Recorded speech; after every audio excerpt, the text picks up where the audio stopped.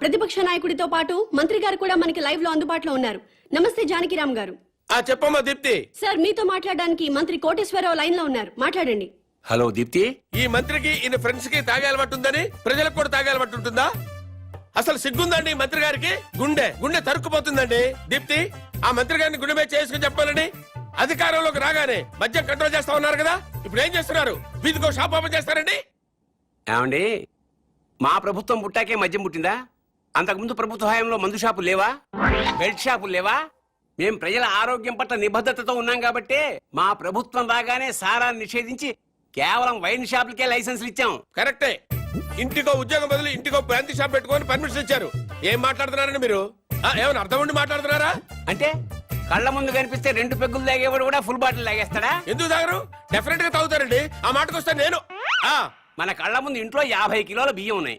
మనం రోజు 1 కిలో బియ్యం అన్నం వండుకు తింటామా? కళ్ళ ముందు ఉన్నాయి కదా అని చెప్పి 50 కిలోలు ఒకసారి వండుకు తినేస్తామా? కళ్ళ ముందు పెళ్ళం ఉంది. సంసారపక్షంగా ఏ రాత్రి పూట గుట్టుగా కాపురం చేస్తాం. కళ్ళ ముందు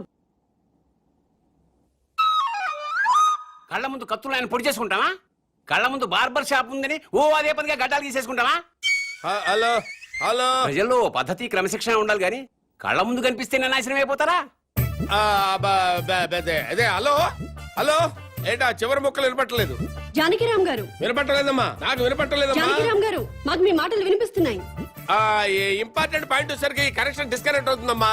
వినిపిస్తోంది జానకిరామ్ గారు, మాట్లాడండి. హలో హలో, కట్ అయిపోయిందమ్మా, ఇక్కడ కట్ అయిపోయింది. ఏం దీప్తి, ప్రతిపక్ష నాయకుడు పారిపోయాడా?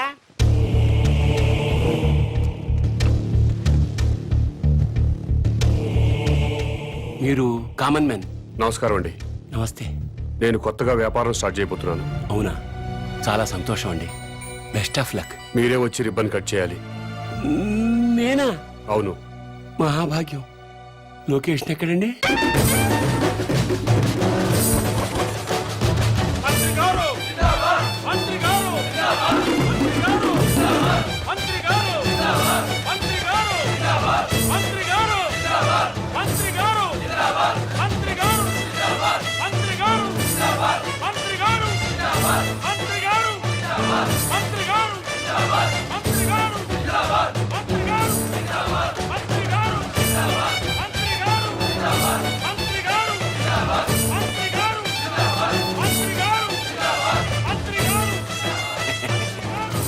ముహూర్తం టైం అయిపోతుంది. ముందుగా నేమ్ బోర్డు ప్రారంభోత్సవం చేయండి. ఈ కామన్ మ్యాన్ గారు చేపట్టిన వ్యాపారం నా చేతుల మీదుగా ప్రారంభమవుతున్నందుకు ఆనందపడుతూ గర్వపడుతూ తన్మయత్వం చెందుతూ లాగుతున్నాను. చప్పట్లు కొట్టండి, కొట్టండి.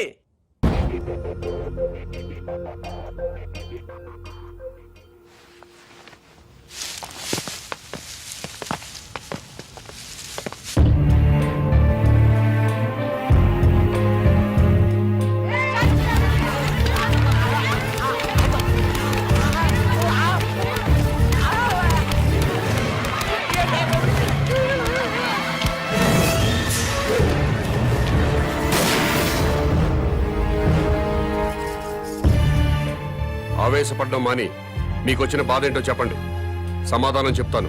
నువ్వు అసలు మనిషివా పశువా? నువ్వు మంత్రివా బ్రోకర్వా? ఏ విధమైన ఇలాంటి వ్యాపారం పెడతాడా? ఆడదాన్ని ఉసురు పోసుకుంటే నాశనం అయిపోతావురా. ఈ వ్యాపారం పెట్టుకుంటే ఏంటి తప్పు? సొసైటీ నాశనం అయిపోతుందిరా ఎదవా. ఆరోగ్యాలు నాశనం అయిపోతాయిరా. ఏడ్సొచ్చి జనాలు శవాలైపోతారా. బ్రాందీలు విస్కీలు తాగి జనాలు శవాలు కాటలేదా? ఆడవాళ్ల తాళిబుట్లు తెగట్లేదా? తాగిన మొత్తులో కన్న కూతుళ్ళనే రేపు చేసిన వాళ్ళు లేరా? మరి మీరు ఈ బ్రాందీ షాపులు ఎందుకు మూయించటం లేదు? దేశం మొత్తం మందు అనేది లేకుండా ఎందుకు చేయట్లేదు? ఈ సిగరెట్లు తాగి ఊపిరితిత్తులు పాడైపోయి చాలా మంది చస్తున్నారు. పాన్ పరాగులు గుట్కా ప్యాకెట్లు తింటున్నారు. ఎంతో మంది నోటి క్యాన్సర్ తో చస్తున్నారు. వీటిని బ్యాన్ చేయమని మీరు ఎందుకు ఉద్యమాలు చేపట్టడం లేదు? ఈ సమాజంలో వ్యభిచారం ఎంత ప్రమాదమో బ్రాందీ సిగరెట్లు గుట్కాలు కూడా అంతే ప్రమాదం. మీరు ప్రజలు మేలు కోరే ప్రజా సంఘాలైతే వీటన్నిటినీ దేశంలో లేకుండా చేయండి. అప్పుడు నేను ఈ వ్యాపారం మానుకుంటాను. మీరు చెప్తున్న మందు షాపులు, సిగరెట్లు, గుట్కా వ్యాపారాలు ప్రభుత్వ పర్మిషన్ తీసుకుని లీగల్ గా పెట్టుకునేవి. మీ వ్యాపారానికి పర్మిషన్ లేదే. నాకు కూడా పర్మిషన్ ఇప్పించండి సార్. ప్రభుత్వం పర్మిషన్ ఇచ్చాక పెట్టుకోండి, అప్పటిదాకా మూసుకోండి. ముందుగా ప్రభుత్వ పర్మిషన్ లేకుండా అక్రమంగా కట్టుకున్న ఇళ్లను క్రమబద్ధీకరణ చేయట్లేదా? అలాగే నా వ్యాపారాన్ని కూడా క్రమబద్ధీకరణ చేయండి. త్వరలో ఈ వ్యాపారానికి స్టేట్ మొత్తం బ్రాంచీలు పెడుతున్నా. బెల్ట్ షాపులు కూడా తెరుస్తా. ఈ వ్యాపారానికి belt షాపులా? Don't ask where I am. Yes, I'll let you know everything detailedly. Hello, ఏంటి? టాయిలెట్ కి వెళ్ళాలి. వెళ్ళు. బాంబ్ తో ఎలా వెళ్ళను?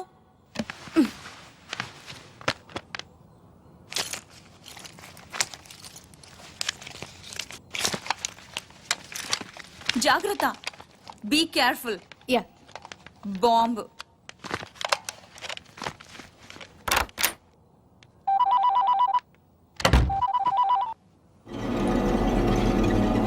అవును.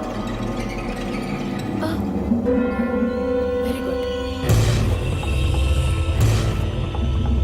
సరే, నేను ఇక్కడ ఉన్నట్లు నువ్వు ఎవరికి చెప్పక, అర్థమైందా?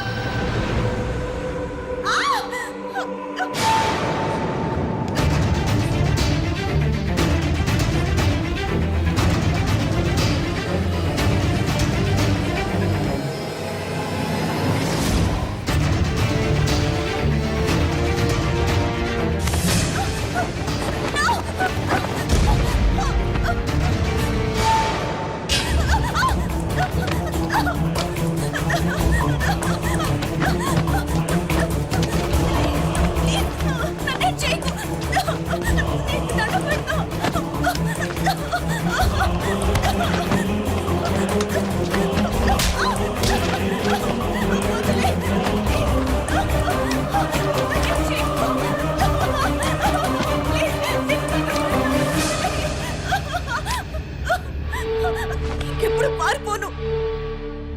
ఈ ఒక్క తప్పు క్షమించండి. నీ కోసం వెతకడానికి పోలీసుల్ని పంపించొద్దని మీ నాన్నకి చెప్పు. డాడీ, ప్లీజ్ నా కోసం పోలీసుల్ని పంపించొద్దు. ప్లీజ్ పంపించొద్దు.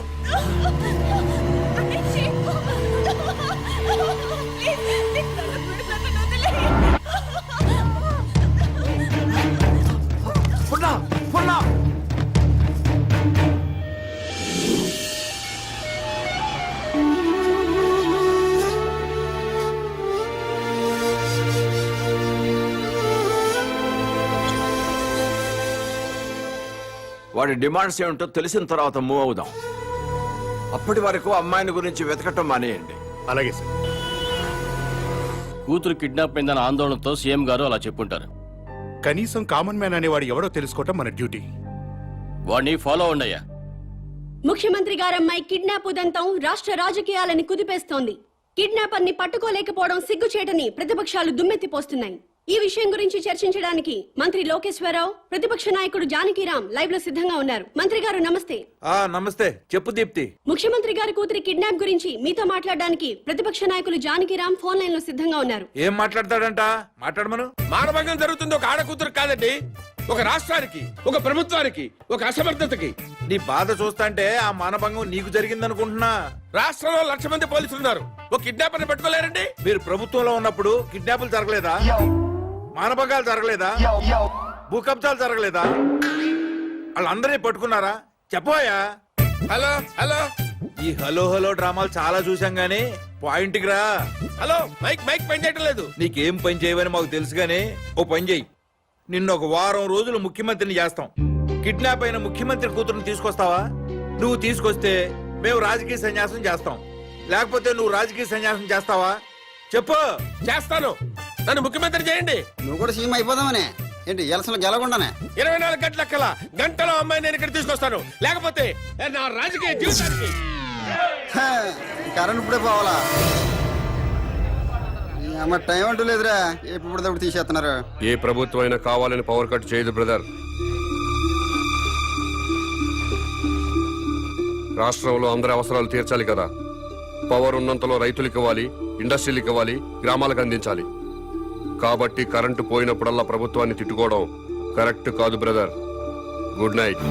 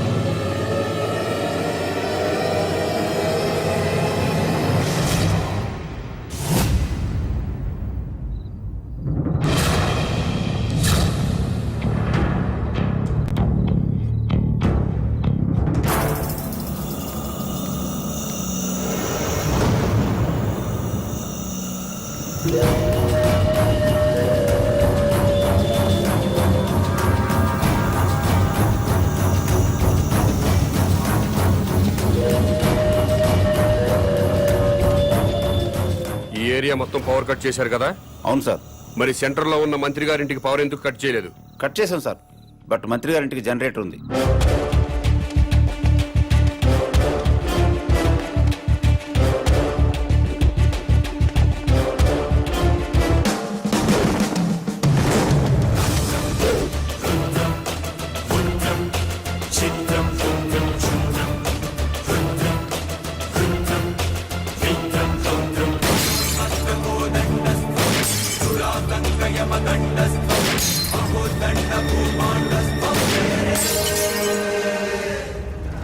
ఏమైందయ్యా?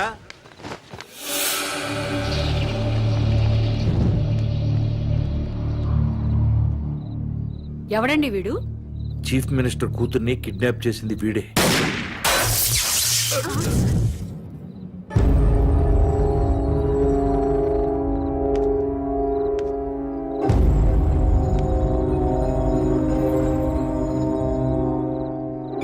ఈ ఏరియాలో ఉన్న ప్రజలందరి ఇళ్లలో కరెంటు పోయింది.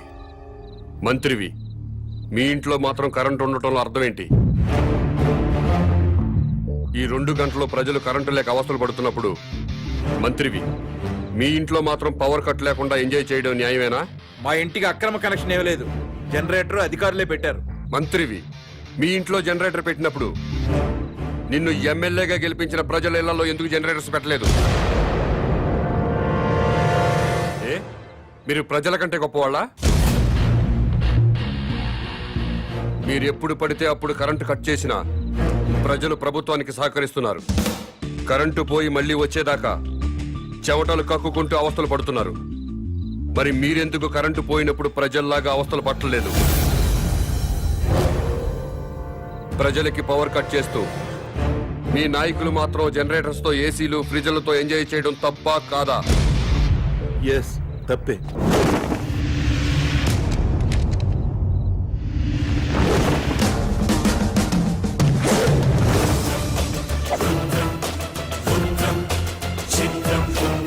కాదు, పని పాట లేకుండా సోంబేర్ల రోడ్ల మీద తిరుగుతూ ఉచిత సలహాలు ఇచ్చే నీలాంటి వాళ్ళ వల్ల ఈ భూమికి భారం. ఇంకోసారి ఇలా పబ్లిక్ లైఫ్ ని డిస్టర్బ్ చేస్తూ కనిపించావనుకో అరెస్ట్ చేసి పడేస్తాను. Get out.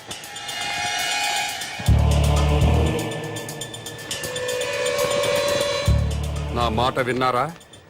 మేరా భారత్ మహాన్. వినలేదా? మేరా బాల్ కి బరాబర్.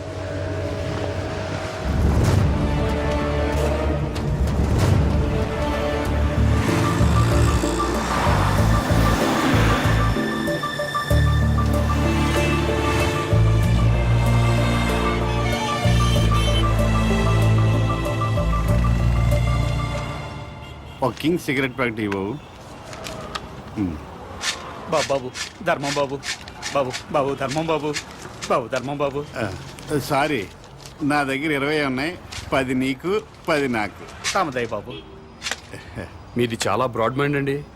అదేంటండి, నా దగ్గర 20 రూపాయలు ఉన్నాయి. ఓ 10 రూపాయలు అడిగేశాను, 10 రూపాయలు నేను ఉంచుకున్నాను. పాపం అడుగు బతకాలి కదండి. మీకు ఈ ప్రపంచం మొత్తం కనపడుతుందా? అదే అండి, 2 కళ్ళు ఉన్నాయి కదండి. ప్రస్తుతం ప్రపంచం అంతా చూడలేకపోయినా ముందున్న రోడ్డుని చూడగలుగుతున్నా. ఇప్పుడు కూడా కనపడుతుందా? అవునండి, 2 కళ్ళు ఉన్నప్పుడు ఎలా చూడగలుగుతున్నాను, ఒక కన్నుతో కూడా అలా చూడగలుగుతున్నా. Very good. పదండి హాస్పిటల్కి వెళ్దాం. ఎందుకండి? వీళ్ళిద్దరూ కళ్ళు లేని వాళ్ళు. ఆ, నేను ఒక అతనికి కన్నుదానం చేయబోతున్నాను. మీరు నాకంటే బ్రాడ్ మైండ్ లా ఉన్నారు. ఇంకొక అతనికి మీరు కన్నుదానం చేయండి. అప్పుడు నలుగురు కలిసి ఒక్కో కన్నుతో ప్రపంచాన్ని హ్యాపీగా చూడొచ్చు. ఆ, ఏంటి మీరు జోకులు వేస్తున్నారా? జోకులేసే అలవాటు నాకు లేదు బ్రదర్. ఆ, నీ దగ్గర 20 రూపాయలు ఉంటే 10 రూపాయలు దానం చేశావు. ఆ. 2 కళ్ళు ఉన్నాయి, ఒక కన్ను దానం చేయమంటున్నా. ఊరుకాయ బాబు, 2 కళ్ళునని చెప్పు కన్ను దానం చేసి, 2 చెవులునని చెప్పు చెవు దానం చేసి, 2 కిడ్నీలునని చెప్పు కిడ్నీ దానం చేసేయా. ఎలా బయట చెప్పు. ఇదేంటిది? పోలీస్ పోలీస్ హోమ్ గార్డ్ ఈ సైడ్ నుంచి వచ్చారా?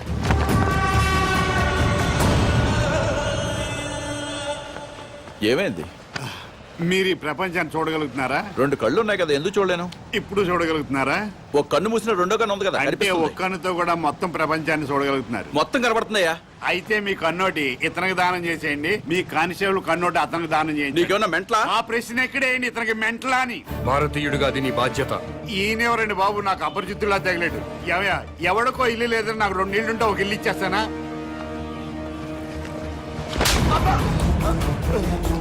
ఎక్కడన్నా ఐ బ్యాంక్ ఉంటుంది, బ్లడ్ బ్యాంక్ ఉంటుంది, ఆంధ్ర బ్యాంక్ ఉంటుంది, స్టేట్ బ్యాంక్ ఉంటుంది.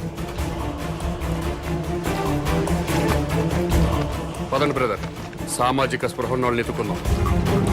ఏంటండి ఇది? ఐ బ్యాంక్ అంటాడు, బ్లడ్ బ్యాంక్ అంటాడు. వైసే బ్యాంక్ అనలేదా? ఓ, మీరు పోలీసు వాళ్ళు కదా, ఇలాగే అర్థం అవుద్ది. అతను ఇటే వెళ్ళి అమ్మో,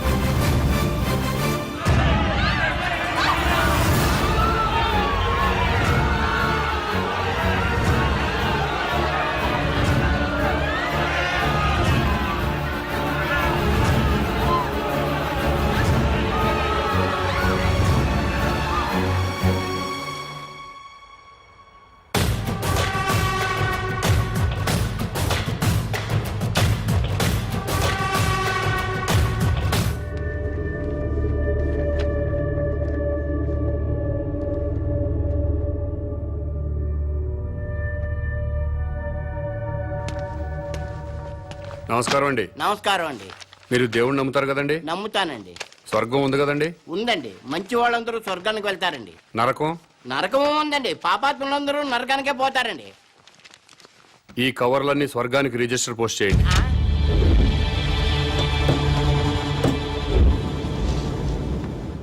రిజిస్టర్ పోస్ట్ ఎక్కడికి చెయ్యాలి బాబు? స్వర్గానికి sir.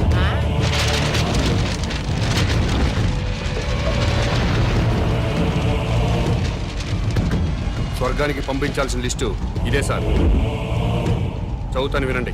First Shri NT Ramarao గారు, శ్రీ వైఎస్ రాజశేఖర రెడ్డి గారు, తెలంగాణ ముద్దుబిడ్డ శ్రీ కె శ్రీకాంతాచారి, ఇషాన్ రెడ్డి, వేణుగోపాల్, సాయి కుమార్ యాదవ్, యాదయ్య వీళ్ళందరికీ రిజిస్టర్ పోస్ట్ చేయండి. ఎన్టీఆర్ గారు తెలుగువాడి ఆత్మగౌరవాన్ని నిలబెట్టారు. పేదవాడికి 2 రూపాయలు కిలో బియ్యం ఇచ్చారు. మద్యపాన నిషేధం పెట్టారు. మీ అవసరం ఇంకా తెలుగు ప్రజలకు ఉంది సార్. కిందకొచ్చి కొన్నాళ్ళ పాటు ఉండనని చెప్పాను. దాంట్లో అదే రాశాను. అలాగే వైఎస్ఆర్ గారు జలయజ్ఞం చేపట్టారు. రైతుల రుణాలన్నీ మాఫీ చేశారు. పేదలకు ఫ్రీ కరెంట్ ఇచ్చారు. ఇలాంటివి ఎన్నో మంచి పనులు చేసి అప్పుడే పైకి వెళ్ళిపోతే ఎలా సార్? ఎన్టీఆర్ గారితో పాటు మీరు కూడా రండి సార్ అని రాశాను. అలాగే తెలంగాణ ముద్దు బిడ్డలు తెలంగాణ కోసం ఆత్మాహుతి చేసుకుని స్వర్గానికి వెళ్లారు. ప్రత్యేక రాష్ట్రం వస్తే మీరు చూడాలి కదా. అందుకే మీరు వెంటనే కిందకు రండి. మీ అమ్మా నాన్నలు కూడా ఆనందపడతారని రాశాను. ఏమయ్యా నీకేమైనా మెంటలా? అదేంటి సార్ అలా అనేశారు? లేకపోతే స్వర్గానికి రిజిస్టర్ పోస్ట్ ఏంటయ్యా? బుద్ధి లేకపోతే సరే. స్వర్గం లేదా? ఉంటే ఏంటి? ఉంటే రిజిస్టర్ పోస్ట్ చేయడానికి మీకు వచ్చిన ఇబ్బంది ఏంటి? ఇబ్బంది అంటే ఇబ్బంది, స్వర్గం ఉంటుంటే ఇబ్బంది కదా మరి. అందుకని గొడవ జరుగుతుంది సార్. అబద్ధం చెప్పారా? స్వర్గం లేనప్పుడు దేవుడు కూడా లేనట్టే కదా. తీసేయండి ఆ దేవుడు ఫోటోలు, తీసేయండి ఈ బొట్టు తుడిచేయండి, మెడలో దండలు కూడా తీసేయండి, ఈ ఉంగరాలు కూడా తీసేయండి. ఓ నాయన, ఇవన్నీ తీసేస్తారా? దేవుడు ఉన్నాడు కదా. దేవుడు ఉంటే స్వర్గం ఉన్నట్టే కదా. అవును, స్వర్గం ఉన్నట్టే కదా. అయితే పోస్ట్ చేయండి. ఎస్ఐ గారు,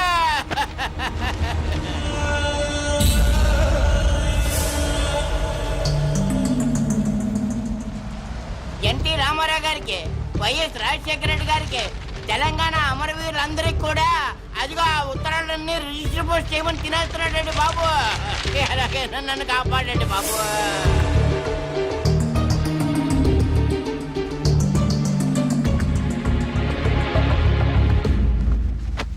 ఏమ్మా అన్నావా? ఎస్, స్వర్గానికి పోస్ట్ చేయమని చెప్పాను. స్వర్గానిక? ఎవరెవరికి? ఎన్టీ రామారావు గారికి, వైఎస్ రాజశేఖర రెడ్డి గారికి, మన తెలంగాణ అమరవీరులు. ఏంట్రా పదరా? మీ పేరేంటి? Common man. నేను అడిగింది మీ పేరు. Common man. గర్భవతిని బెదిరించి అబార్షన్ చేయించుకోమన్నారా? ఎస్. స్వర్గంలో ఉన్న ఎన్టీ రామారావు గారికి, వైఎస్ రాజశేఖర రెడ్డి గారికి రిజిస్టర్ పోస్ట్ చేయమన్నారా? ఎస్. ఇక్కడిని మెంటల్ హాస్పిటల్లో జాయిన్ చేసి ట్రీట్మెంట్ ఇప్పించవలసిందిగా ఆదేశిస్తున్నాను.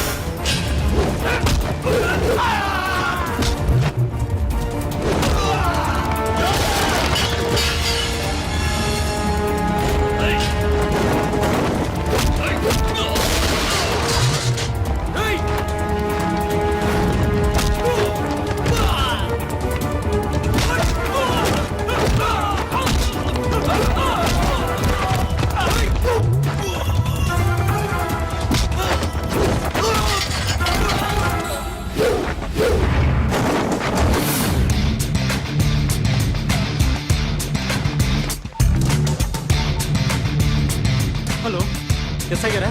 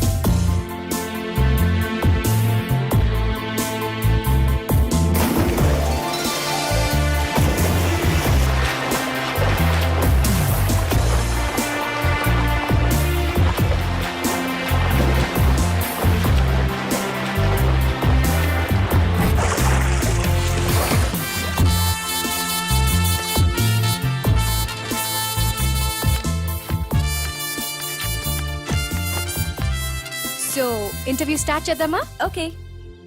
ఈ రాష్ట్రానికి మీ నాన్నగారు ముఖ్యమంత్రి, మీరు పాలిటిక్స్ లో పిహెచ్డి చేస్తున్నారు. మీకు కూడా రాజకీయాల్లోకి రావాలని ఆసక్తిగా ఉందా? నో వే, నాకు పాలిటిక్స్ లో 1% కూడా ఇంట్రెస్ట్ లేదు. లేనప్పుడు ఎంబీబీఎస్ ఇంజనీరింగ్ చదవకుండా పాలిటిక్స్ ఎందుకు చదువుతున్నారు? దేశంలో డజన్ల కొద్దీ చీఫ్ మినిస్టర్లున్నారు.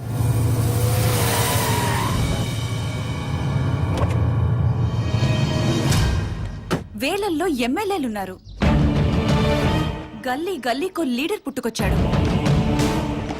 అయినా ఈ రోజుకి ఆకలి చావులున్నాయి, రైతుల ఆత్మహత్యలున్నాయి. ఎందుకిలా జరుగుతుంది? లోపం ఎక్కడుందని తెలుసుకోవటానికే నేను పాలిటిక్స్ చదువుతున్నాను.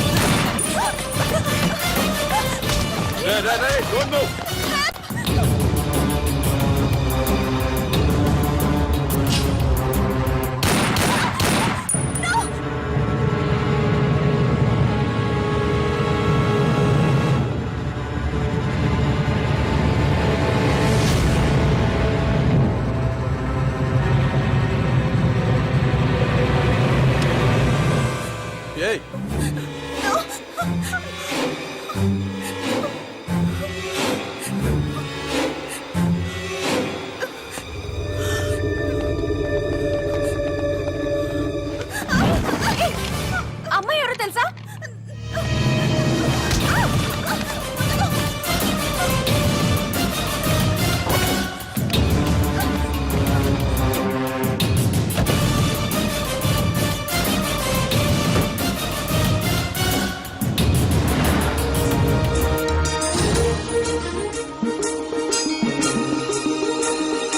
రాష్ట్రంలో పెను సంచలనం నమోదైంది. సాక్షాత్తు రాష్ట్ర ముఖ్యమంత్రి కుమార్తెని కిడ్నాప్ చేశారు.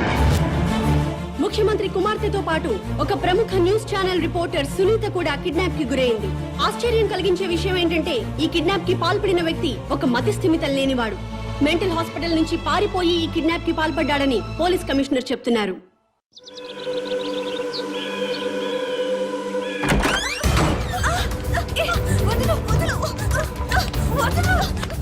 ఎక్కడికి తీసుకెళ్తున్నావు?